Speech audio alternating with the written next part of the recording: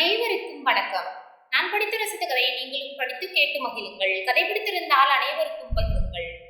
தனபாலுக்கும் பார்வதிக்கும் இரு வீட்டாரும் பொருத்தம் பார்த்து திருமணம் நடத்தி வைத்தனர்.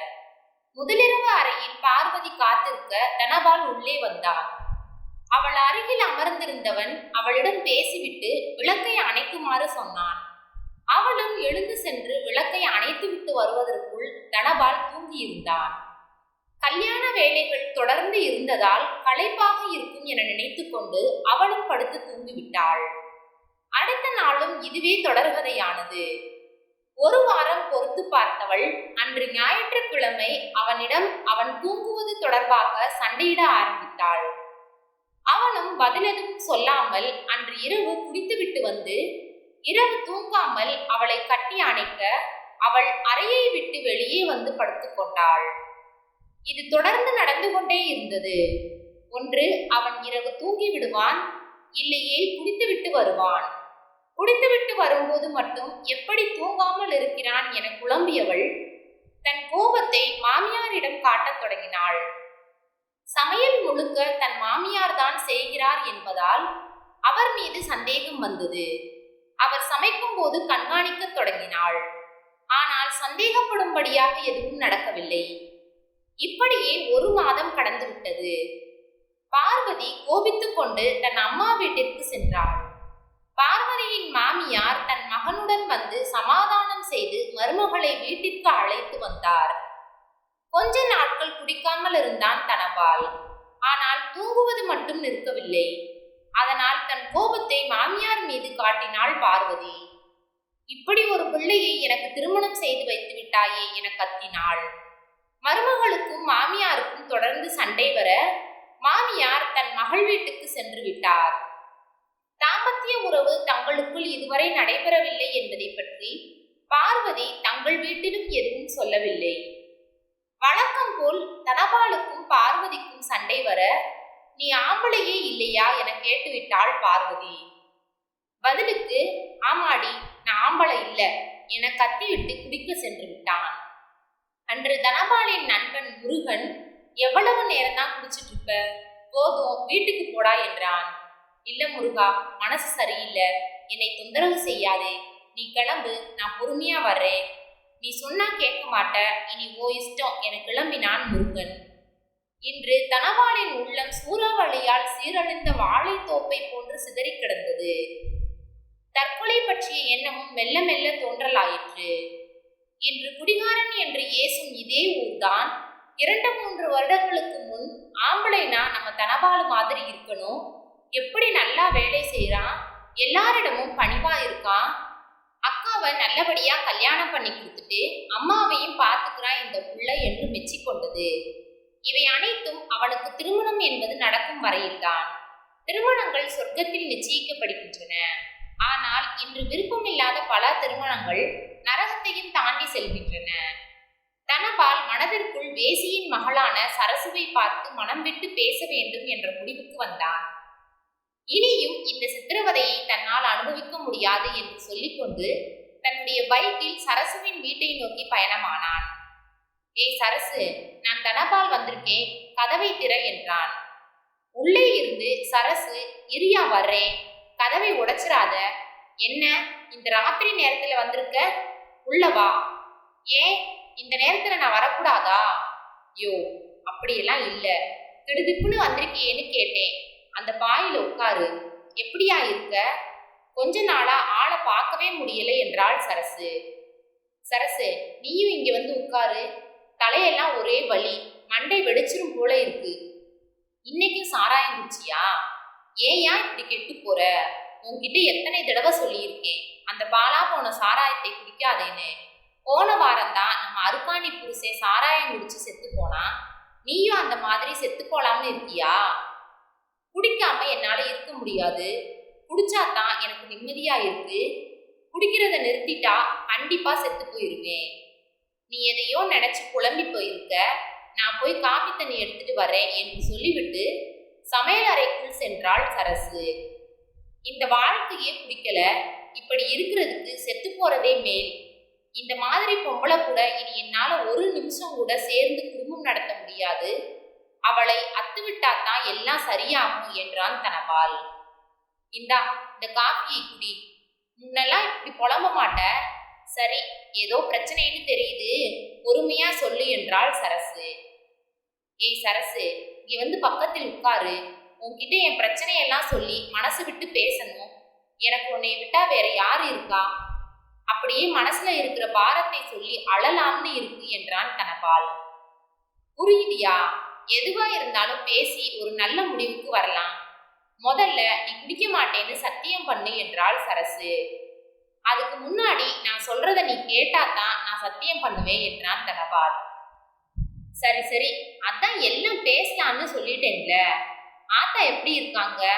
உங்க வீட்டுல தானே இருக்காங்க? இல்ல, 2 வாரமா அக்கா வீட்டுல இருக்கு. அம்மாவுக்கு நெஞ்சு வலின்னு சொன்னாங்க. அதான் போன வாரத்துல போய் பார்த்துட்டு வந்தேன். இப்ப பரவாயில்லை என்றான் தனபால். என்னையா சொல்ற? நல்லா தானே இருந்தாங்க, திடீர்னு என்னாச்சு? ஆம்பளை பையன் நீ தானே ஆத்தாவை வச்சு பார்த்துக்கணும். பொண்ணு வீட்டுல இருந்தா நல்லாவா இருக்கும்? நீ உன் வீட்டுல வச்சு பாக்குறது தான் சரி என்று சொன்னாள் சரசு. ஏன் வீட்டுல இங்க இருந்ததுனாலதான் அவங்க உடம்புக்கு முடியாம போச்சு. இங்க யாரு இருக்கா அவங்கள பாத்துக்கிறதுக்கு என்றான் தனபால். ஏன் உன் பொண்டாட்டி இல்லையா? நீங்க 2 பேரும் தான் பாத்துக்கணும். பார்வதி எப்படி இருக்கா என்று கேட்டாள் சரசு. அவளை பத்தி பேசாதே, அவளால தான் இவ்வளவு பிரச்சனையும். நான் சீரழிஞ்சு போக அவதான் காரணம். அவளை கல்யாணம் பண்ணின நாள்ல இருந்து ஒரே பிரச்சனை தான். ஏயா அப்படி சொல்ற? பாவம், அது சின்ன பொண்ணு. பொண்ணை பார்த்தா நல்ல வீட்டு பொண்ணு மாதிரி இருக்கு. நீ தான் அவளை திட்டிட்டு இருக்க. அப்படி என்ன தப்பு செஞ்சா? தினமும் பிரச்சனை. வீட்டுல சொன்னதை கேட்கறது இல்ல. வேலைக்கு போயிட்டு வீட்டுக்கு வந்தாலே பிரச்சனை தான்.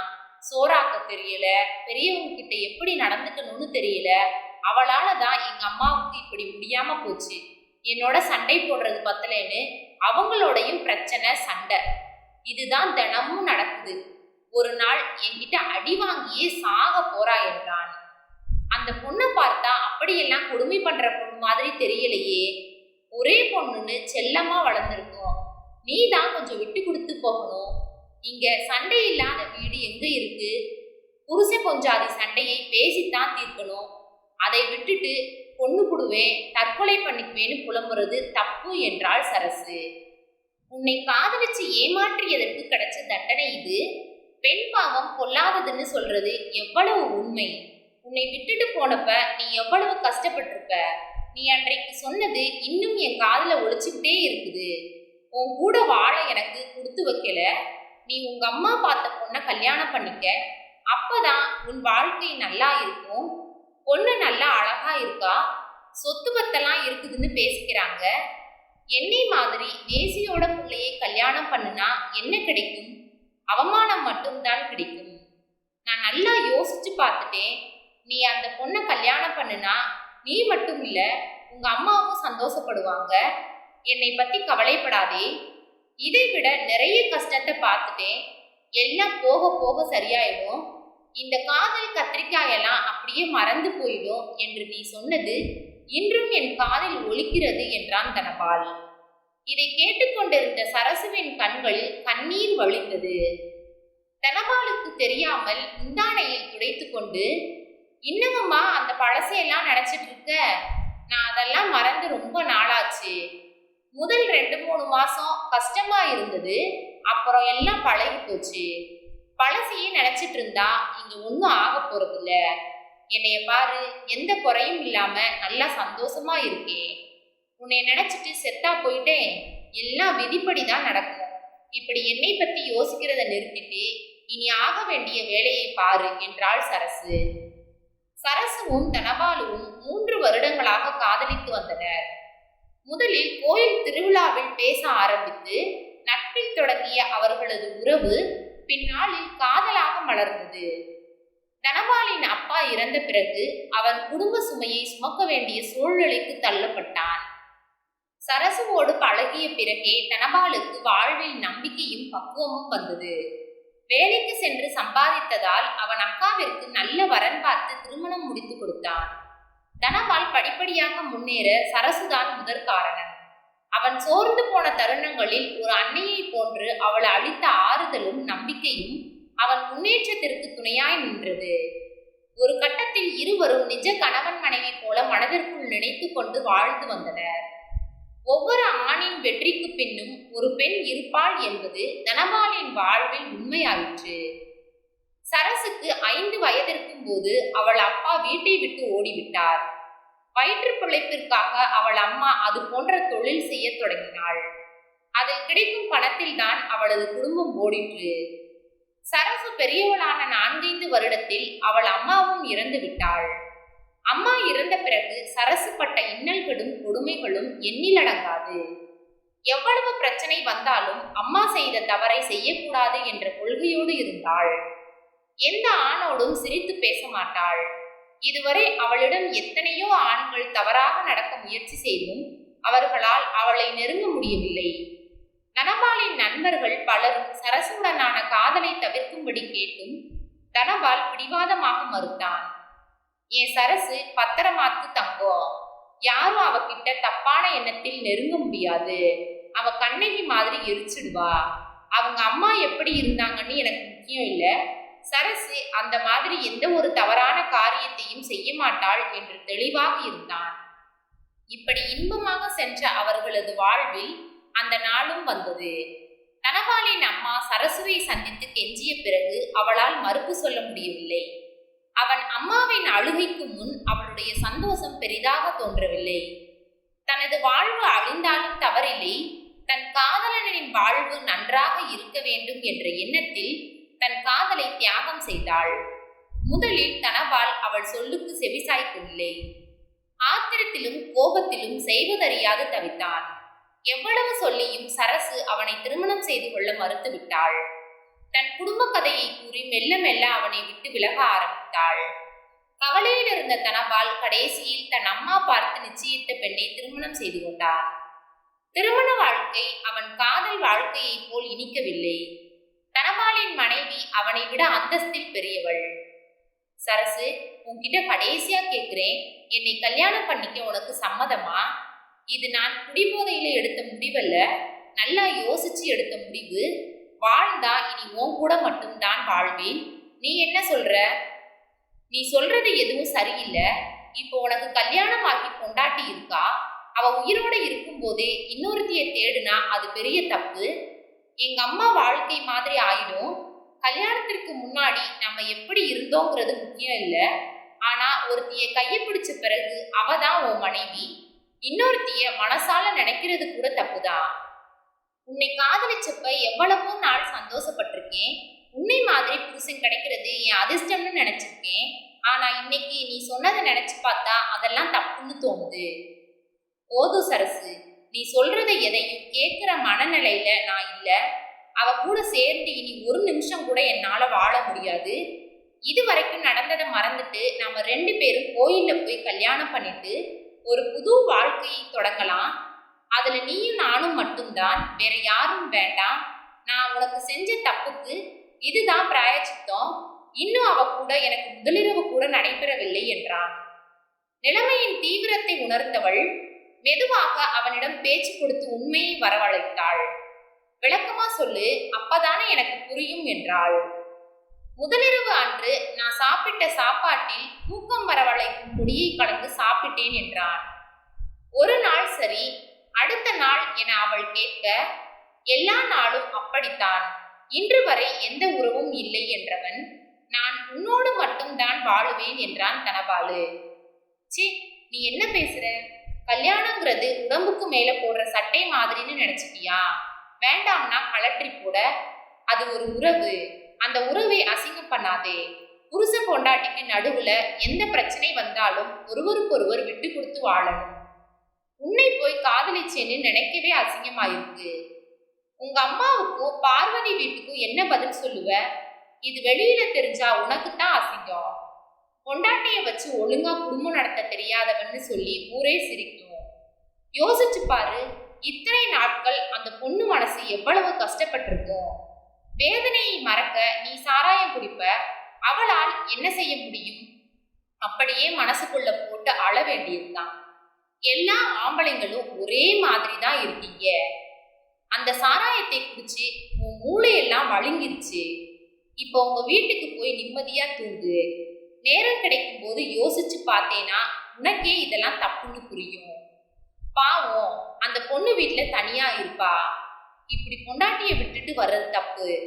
ரொம்ப நேரம் ஆகுது, எதுவா இருந்தாலும் காலையில பேசிக்கலாம் என்றாள் சரசு. அன்றைக்கு உன் பேச்ச கேட்டதாலதான் இவ்வளவு பிரச்சனையும். போதும், இதுக்கு மேல எதுவும் சொல்லாதே. கல்யாணம் வேண்டாம்னா பரவாயில்ல, நான் உன் வீட்லயே இருந்துடுறேன். இப்ப இருக்கிற மாதிரியே இருக்கலாம், யாருக்கும் பிரச்சனை வராது. சரசுவுக்கு நன்றாக விளங்கிற்று. இனி தனபாலுவை நல்ல முறையில் சொல்லி திருத்துவது என்பது முடியாது. எனவே இருப்பது ஒரே வழி. அவனுக்கு தன்மேல் வெறுப்பு ஏற்பட்டால் நிச்சயம் விலகுவான் என்று எண்ணி அவள் பேசத் தொடங்கினாள். யோ, உனக்கு உன் பொண்டாட்டி இருக்கா? எனக்கு யார் இருக்கா? உனக்கு நம்ம மேஸ்திரி கந்தசாமியை தெரியுமா? இப்ப அவங்க ஆளுங்களோட தான் வேலைக்கு போறேன். தினமும் ஏதாவது வேலை இருக்குது, அப்படியே கொஞ்சம் காசு பார்க்க முடியுது. 3 மாசத்துக்கு முன்னாடி அவர் பொண்டாட்டி செத்து போச்சு. 2 வயசுல சின்ன குழந்தை வேற. ரொம்ப நல்ல மனுஷன், பார்க்கவே பாவமா இருந்துச்சு. அடிக்கடி இங்கதான் வருவாரு. எல்லா சோகத்தையும் என்கிட்ட சொல்லி அழுவாரு. இப்ப கூட நீ வர்றதுக்கு முன்னாடி வரைக்கும் இங்கதான் இருந்தாரு. பாவம்னு பேச ஆரம்பிச்சு எல்லாம் நடந்துருச்சு. எனக்கும் வேற வழி தெரியல. வயசாயிட்டே போகுது. இன்னும் எத்தனை நாளுக்கு தான் இப்படியே இருக்க முடியும்? வாரத்திற்கு 2-3 தடவை வந்துட்டு போவாரு. உன்னை மாதிரியே கருகருன்னு சுருட்ட முடி.